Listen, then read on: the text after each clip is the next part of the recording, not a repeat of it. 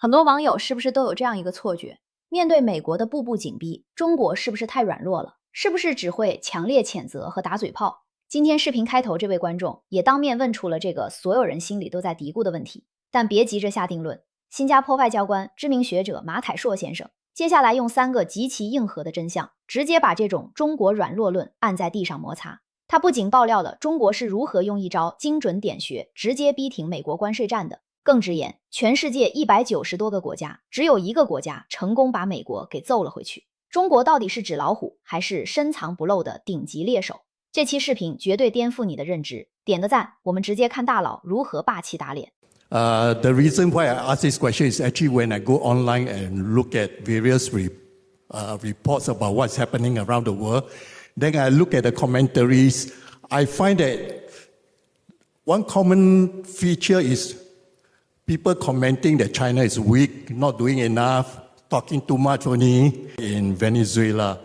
Actually, China has investment in Venezuela, right? And there are rumors, I don't know whether it's true or not, that even Chinese tanker taking oil away, right, from Venezuela got seized by US. I don't know how true it is.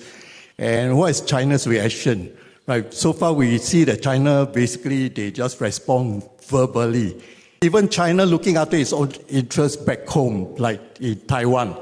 Now, US have a package of 1.1 billion military equipment to Taiwan. Should China be stronger and try to force the thing not to go through? Because once Taiwan is armed more and more, it's actually very difficult for China to deal with Taiwan in case... And since last year, November, I noticed on the Chinese social media, there's a huge unhappiness and upset of majority of the Chinese netizens towards Singapore regarding the PM Lawrence Wong's remarks about the China-Japan conflict. Then, so my observation is that majority of the Chinese citizen or netizen, they already position Singapore as sider with US, as buyer.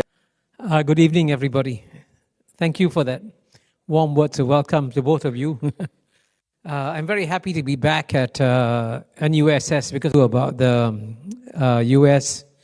US-China relationship, because there's absolutely no question that the biggest contest that will drive history, certainly over the next 30 to 40 years, is the US-China contest. And that's why it doesn't... The first part, I'm going to talk about what is predictable in this relationship. The second part, I'm going to talk about what has been unpredictable in this relationship. Third part, understand this US-China relationship. And I hope at the end of the 20 minutes you have a better sense of where we are. So in part one, what has been predictable about this relationship is that it will carry on. This US-China contest will carry on regardless of who's the president of the United States or who's the president of China. It doesn't matter. It's not driven by personalities. And in fact, if you read this book in paragraph 1, and this came out in 2020, at that time, Joe Biden was still president of the United States. And I said, it doesn't matter whether Joe Biden wins, Joe Biden loses, it will carry on. And sure enough, as you know, in the first Trump, Joe Biden won. And even though this contest was started by Donald Trump in his first presidency in 2018, Donald Trump was replaced by a much nicer guy, Joe Biden, who, by the way, had a very close personal relationship with Xi Jinping. In fact, Joe Biden was the first American president to take office with a pre-existing close personal relationship with his counterpart. Because when President Xi Jinping visited United States as Vice President Joe Biden hosted him, spent a week with him, got to know him quite well. And then when Joe Biden went back to China, even though he was Vice President, Xi Jinping received him and took care of him for a week. So these two men had a very close personal relationship. Now you would think you make some difference, right? Made no difference. The contest, in fact, got worse under a much nicer guy called Joe Biden. Now, I make that point to tell you that geopolitics is not driven by personalities. It's driven by deeper structural forces. And the reason why I could confidently make the prediction that relations between US and China would get worse is because of an iron law of geopolitics that has been around for only 2,000 years, a bit older than NUSS. Now, in that iron law of geopolitics, whenever the world's number one emerging power, which today is China, is about to overtake the world's number one power, which today is the United States of America, the world's number one power will always push down the world's number one emerging power. And just to make the argument very clear, if China was the number one power and United States was the number one emerging power, China will be pushing the United States down. It's just logic. It's the logic of geopolitics. That's how geopolitics has worked for 2,000 years. And so what's happening when the United States tries to stop China's rise, as it is trying to do so, is predictable, is normal, is natural. It happens, right? But at the same time, there's a deeper question you ask yourself. How is it that human beings are not like billiard balls, right? Human beings got minds, they can think. They cannot be shoved around on a billiard table. You just kick the ball, you can predict exactly where the ball can go. Because the laws of physics drives where the ball will go on the billiard table. We are human beings. We can think. We can say, hey, this is stupid. Why carry out this contest? Right? And amazingly, even though we're not billiard balls, when it comes to geopolitics, we seem to behave like billiard balls. We're driven by the laws of physics almost. But of course, as human beings, we have to rationalize why we do what we do. And that's why when you speak to many Americans, they'll come up with all kinds of reasons why the United States should stop China's rise. And obviously, they have to convince themselves. And I can tell you that they are very, very convinced. The American establishment, I'm talking about the larger American establishment, not just the presidency, but also members of his cabinet, members of the Pentagon, CIA, State Department, and so on and so forth, right? And so when you ask them, why are you pushing China down? They say, because China is not a democracy. China is run by a communist party. United States is a democracy. Democracies have to stand up to communist parties. And that's what they say.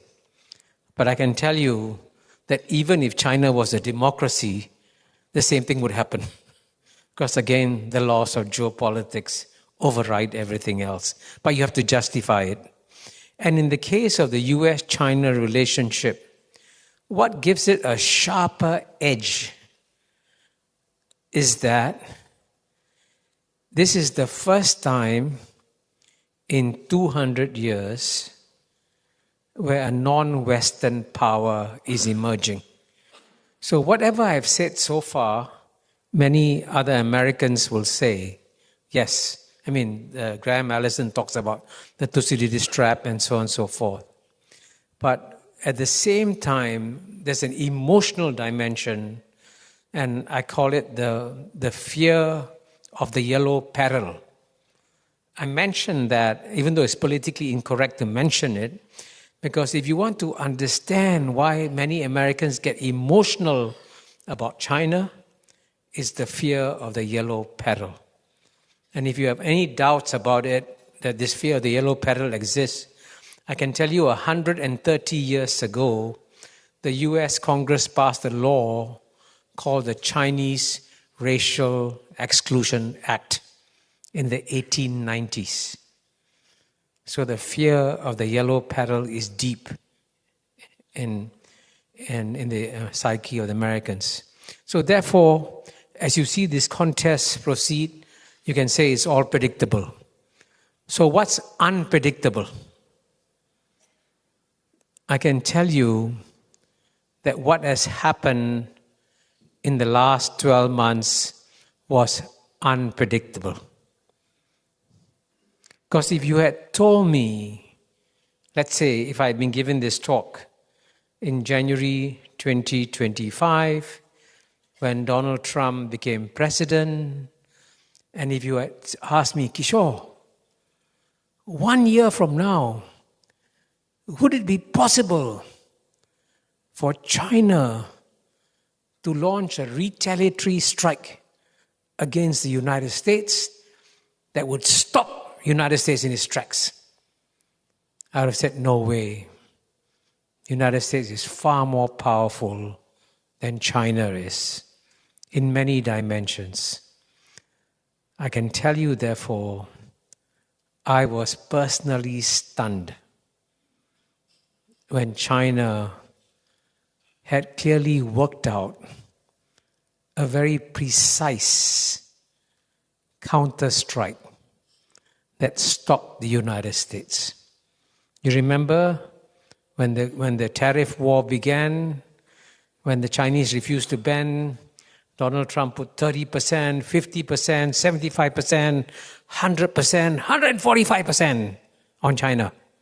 He thought he could go as high as he wanted, and Chinese could do nothing. Then the Chinese responded, and they cut off their supply of rare earths and magnets, and the United States suddenly discovered that it didn't have an alternative supply. Almost 90% comes from China. So if China cuts it off, a lot of American industries, a lot of American important manufacturing, including manufacturing of key weapons, would have stopped. I make that point because one of the main theses of this book, and I hope you'll read it someday, is that one of the strategic mistakes that United States has made is that it has launched a geopolitical contest against China without working out a comprehensive long-term strategy, without anticipating how China will respond. And I warned them in this book 5 years ago. And if they had followed my advice, they wouldn't have been surprised. Because they would have sat down and calculated that the Chinese will come back at us. Where will they come back at us? Where are our vulnerabilities? They didn't do that. And I can tell you, the man who gave me this insight actually was Henry Kissinger, when I had a one-on-one conversation with him in New York and when I was writing this book, and he gave me his permission to cite him in this book. So clearly, the Americans didn't have a strategy. They didn't anticipate the counter-strike, and so the counter-strike came as a big surprise. So I think at least for the next year or so, things will remain relatively stable until the United States finds out in various ways alternative supplies for the rare earths and magnets that it now relies on China to do. And I'm sure the United States is an amazingly resourceful country. They'll find ways and means of getting around that. And that will then, once that is over, then you'll see the contest step up again. So right now, we are in the midst of a 1-year truce, which I didn't anticipate and which no one anticipated. And in fact, because as long as this truce holds, next year you may see President Trump going to China, having a good visit, and so on and so forth. So for the next 1 year, the unpredictable dimension may actually lead to relative stability temporarily in the US-China contest. So I realize I've exceeded my 20 minutes, but I'll carry on for another 5 minutes on my third point. What should we look out for in the future? What are the key issues we should be paying attention to as we watch this US-China relationship? And I would say focus on 3 T's. The first T is tariffs. And the reason is that that's the current war that is going on, as you know. And as you know, President Trump tried to raise the tariffs. China counter-retaliated, and US brought the tariffs down. So on the tariff front, right now there's a ceasefire. But as you have seen over the past year, tariffs is President Trump's favorite weapon. If he doesn't like what Canada's Prime Minister says, I'm going to increase your tariffs 100%. He doesn't like what President Macron says, I'm going to give a 200% tariffs on French champagne, right? He loves tariffs. And for reasons that are very hard to understand. I can tell you, I used to know someone who was the CEO of Goldman Sachs. And he was the chairman of the Council of Economic Advisors for President Trump in the first term. And this gentleman tried to explain to President Trump that tariffs are actually not good. Tariffs don't hurt the country that is exporting. Tariffs will hurt the American consumer. And economic theory is right. It does hurt the consumers. So he spent 3 hours explaining to him. So at the end of the discussion, it was very clear President Trump wasn't convinced. So this gentleman asked President Trump, so why do you like tariffs so much? And President Trump replied, I love tariffs. It's true. I'm not exaggerating. He just loves them. He sees them as a weapon that he has, and he can apply them to anybody, and which he has, as you know. And most countries, in one way or another, they got to accept it. They have no choice. They can't fight the United States. Only one country, by the way, has successfully retaliated against United States, and that is China. Everybody else, including the Europeans, have accepted the tariffs, right? That shows you the power of the weapon. That's why you've got to watch the tariff dimension. The second T is technology. And I can tell you the real battle will actually be fought on the technological front.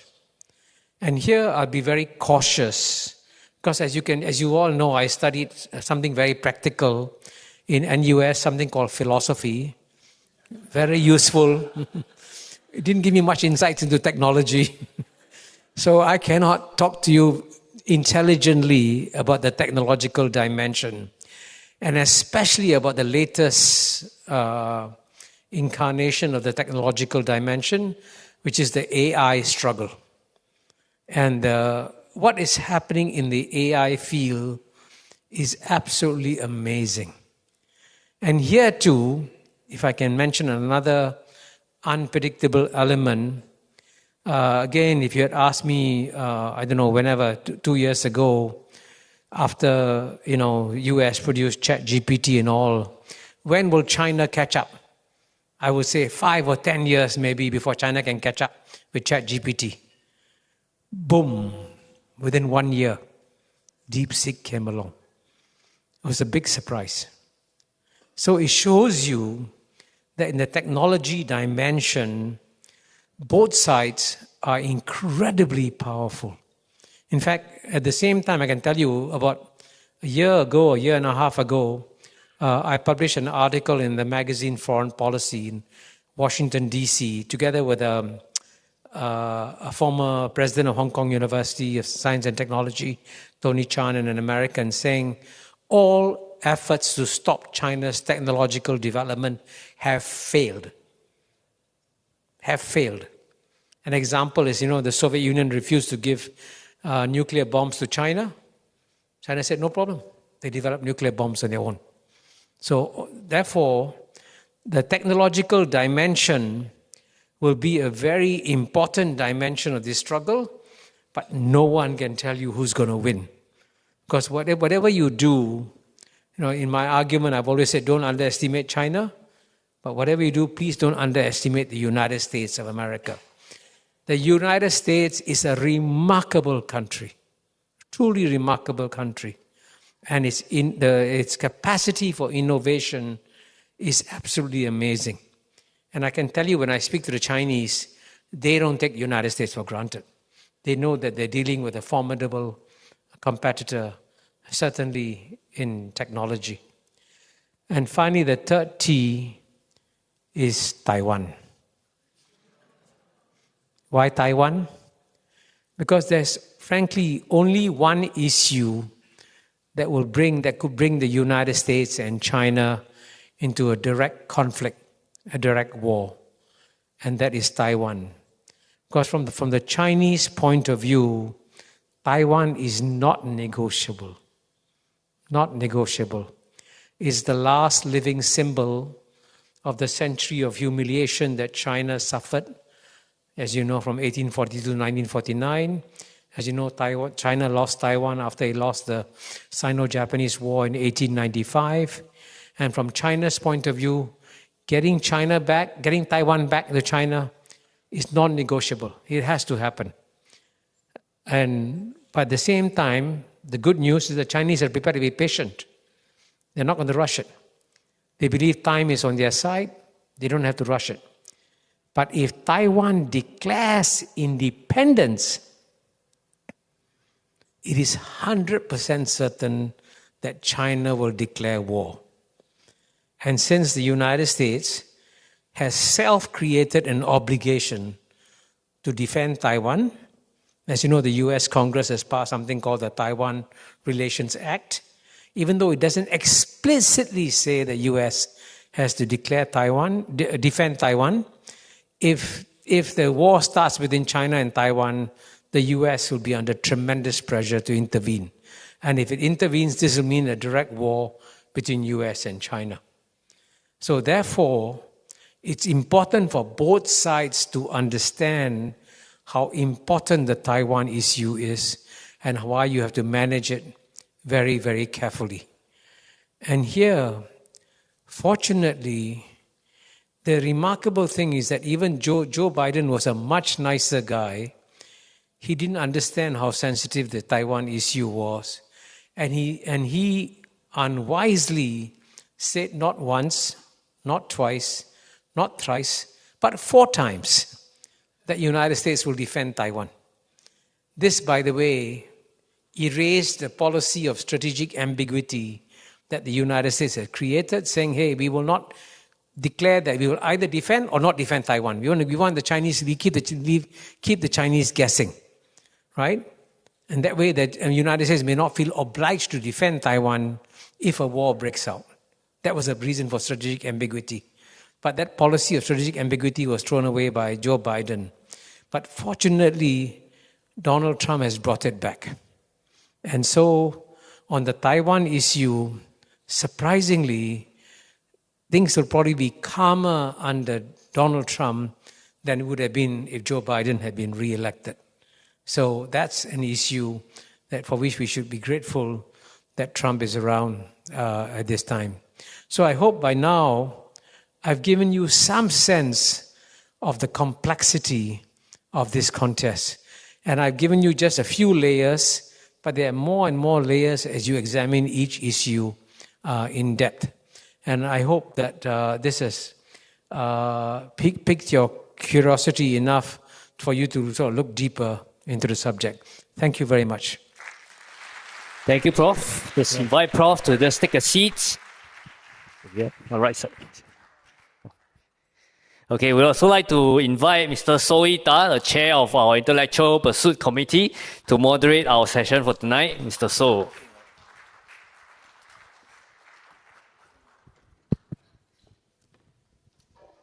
Good evening, everyone.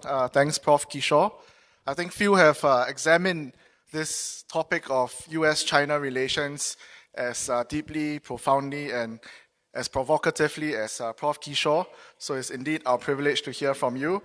Just now, Prof. Kishore mentioned he's amongst the oldest members in NUSS. I think we also like to add that he's also our distinguished NUSS member. So that's another affiliation that you forgot to mention. Just wanted to highlight that. Thank you. To us, today's first question, I wanted to talk about the whole idea of revisionism. You spoke about, the Iron Law earlier, that rising powers are typically revisionist power. And a lot of literature, a lot of scholars have talked about, China as the revisionist power, the rising power trying to upend the entire international global order. But what we saw earlier at the start of this year, just a few weeks back, what America had done in Venezuela, they essentially upended the whole international world order, whatever that had taken the world, 80 over years to build, that long-lasting peace that we had had. How do we make sense of that? It's ironic that, China today is the one that's trying to push for multilateralism, but America is the very one that's trying to destroy and whatever that has been put in place over the past 80 years. Well, you're right. That's another... well, in some ways it's not surprising because President Trump was always suspicious of multilateral organizations. He had actually withdrawn from the World Health Organization and UNESCO in his first term, and he's withdrawn again in his second term. But the question is, in the case of the United States, President Trump, I think, will be president for 3 more years. And the likelihood is that whoever succeeds him will probably go back to the policy of sticking to the 1945 rules-based framework because it has worked in American interest to support that framework. There's a reason why the United States actually was a supporter of it for 80 years. And only President Trump, in some ways, backed away from parts of it. So the likelihood is that things could go back, when at the end of President Trump's term. But I also want to reinforce a point you made, that one of the points that the United States makes about China is the word you use. China is a revisionist power. China wants to overthrow the 1945 rules-based order. Actually, the Chinese have no desire to overthrow the 1945 rules-based order because the China today is the most successful China you have seen in 4,000 years of Chinese history. Never before has China been as powerful as it is today. The amount of power that China has is the highest it's ever had, And how did it become so successful? Because it plunged into globalization and it functioned by the rules-based order. So today, China is the one trying to defend the World Trade Organization, and it's the United States that's trying to undermine the World Trade Organization, which is a paradox, because the United States set up the World Trade Organization. And that's a paradoxical situation we are in. But I would say that don't write off the 1945 rules-based order yet, because as you know, one English word that has become very famous in the last week is a word called rupture. I'm sure you've all heard that the Canadian Prime Minister gave a speech in Davos a week ago in which he said that there has been a rupture with the old global system. But he was only half right. There has been rupture and there has been resilience. And why do I say there's been resilience? In the past, when the United States took the lead on something, whatever, other countries will follow, say, hey, US does it, we must follow. Obviously, the US has calculated everything properly, correctly. But what's interesting is that there are 193 countries in the world. Out of the 193 countries in the world, only one country has raised tariffs, United States. 192 countries have refused to do so. So 192 countries are sticking to the system. So the global system, therefore, has shown resilience. And global trade should have gone down in 2025. It went up, surprisingly. So it shows you there's a resilience in the global system that we underestimate. You mentioned earlier about rupture as a buzzword, and in recent weeks, the other term that we see quite frequently in the papers would be spheres of influence. Spheres of influence. Do you think that in moving forward there will be America dominating the Western Hemisphere, China and Asia Pacific, and Russia dominating the ex-Soviet Union, land space. Yeah. What's your Well, I view on think the danger of that phrase "spheres of influence" is that it's very easy to use, but it doesn't capture the complexity. And the United States has a lot of vested interests in East Asia, in many ways. United States has invested more in ASEAN than in China, Japan, South Korea, India combined. Okay? So United States has got strong interest in Southeast Asia. So United States is not going to give up these areas, And they can try to carve out spheres of influence, but there'll be overlapping interests. And so when you mention, for example, they have, some people say there's a new Monroe Doctrine, which means that the Monroe Doctrine of the United States dominating South America. But United States militarily is dominant in South America, but all the South American states do more trade with China than they do with the United States. And they're not going to stop trading, including his good friend Milei of Argentina. So the phrase spheres of influence doesn't capture the complexity of our current world order. All right, one more question before I open the session to the floor, and that is, I wanted to add another T to the 3 T's that you mentioned earlier. You talked about tariffs, technology, and Taiwan. I wanted to talk about thinking, right? So from your engagements with all these world leaders on both sides, with America, with China. 看完这段，不知道刚才觉得中国软弱的朋友现在是什么感觉？马凯硕说的太透彻了，真正的顶级博弈从来不是像街头混混一样天天叫嚣，而是战略定力与致命一击的结合。美国挥舞着大棒满世界乱砸，看似威风凛凛，结果呢？从稀土断供的精准反击到 DeepSeek 横空出世的科技反杀，中国不想则已，一想就直接打在美国的7寸上。特别是对于咱们最关心的台湾问题，大佬也说得明明白白，那不叫软弱，那叫我有时间陪你慢慢玩的终极自信。但不急不代表你可以随便碰，一旦触碰红线，那就是100%掀桌子。所以以后别再说谁只会打嘴炮了。大国博弈，最高端的猎手往往是以最沉稳的姿态出现的。在这个充满变局的时代，千万不要低估中国。我们下期见。